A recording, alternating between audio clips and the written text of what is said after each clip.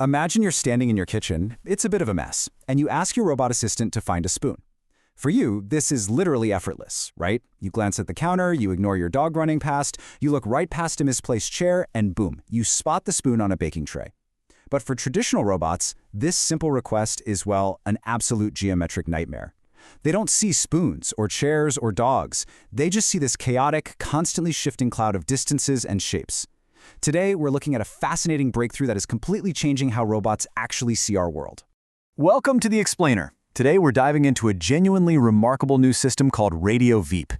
It's an online, ready-to-deploy spatial AI system that finally bridges the gap between what a camera sees, what a robot maps, and the everyday words that we actually use.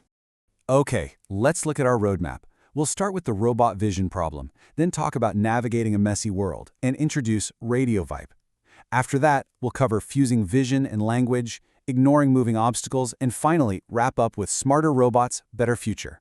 So, Section 1, the robot vision problem, seeing without understanding.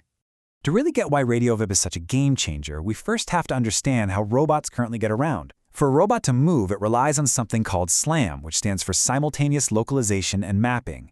Basically, think of it like drawing a map of a room while you're blindfolded, using only a walking stick. As you tap around, you kind of figure out where the walls are and where you are in relation to them.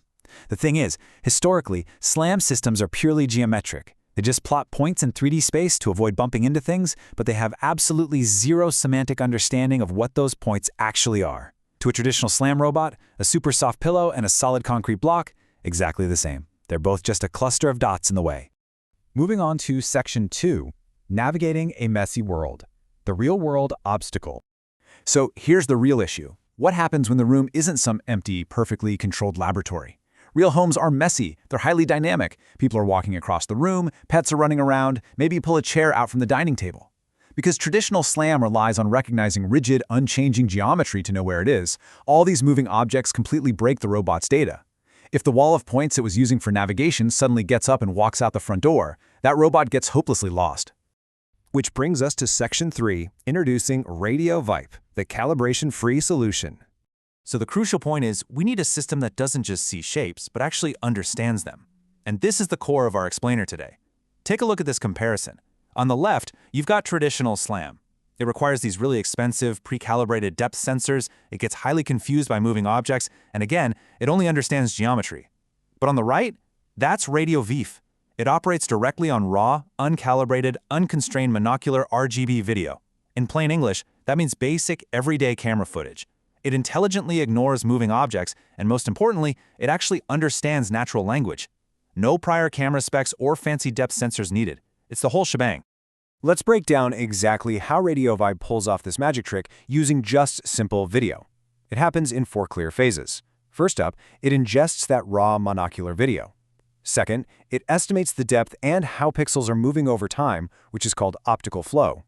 Third, it extracts high-level semantic embeddings from foundation models, giving it a really rich understanding of the scene.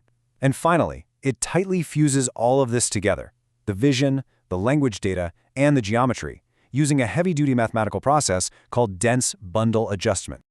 If you follow the flow here, you can see how the system takes input from something as basic as a pair of AR glasses or just a standard robot camera completely uncalibrated. It processes that raw visual feed, figures out where the camera is, predicts the depth, and layers in that semantic understanding all at the same time.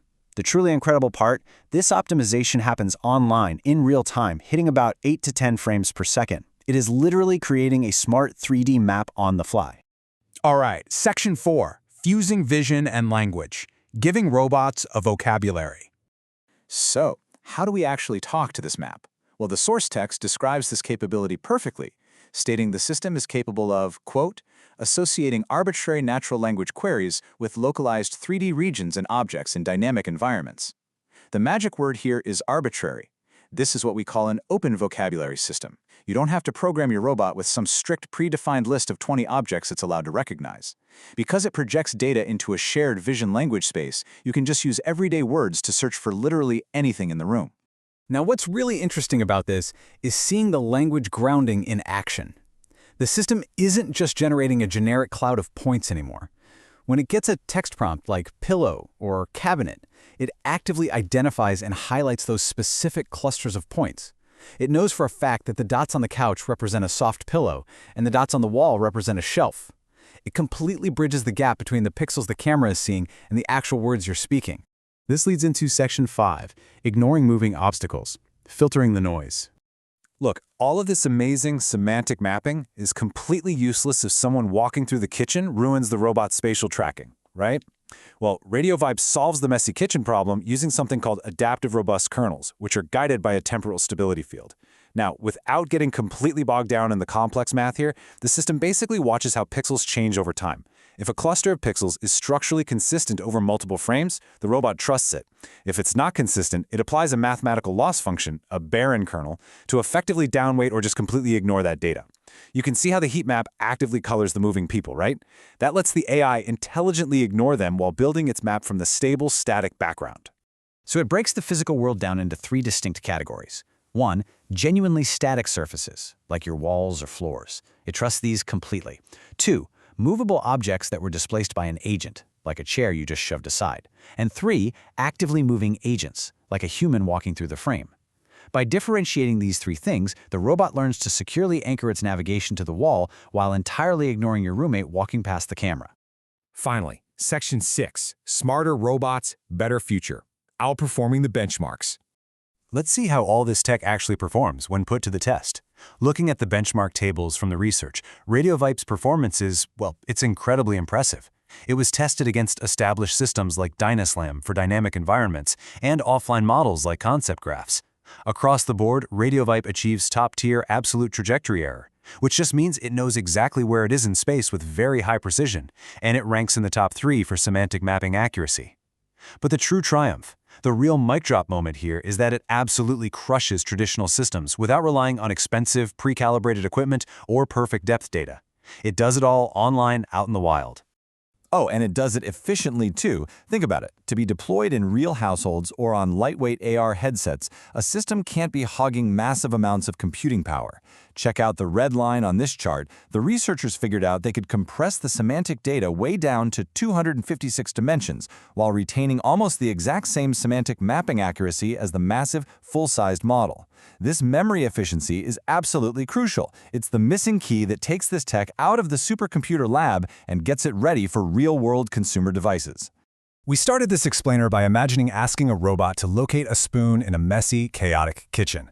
With RADIO-ViPE, we've seen how raw, totally uncalibrated video can be transformed, in real time, into a deep, language-grounded understanding of 3D space, all while completely ignoring the chaos of moving people. It's a massive step forward for spatial AI, which leaves us with one really fascinating question. When robots can finally understand the world exactly as we do, what will you ask yours to find?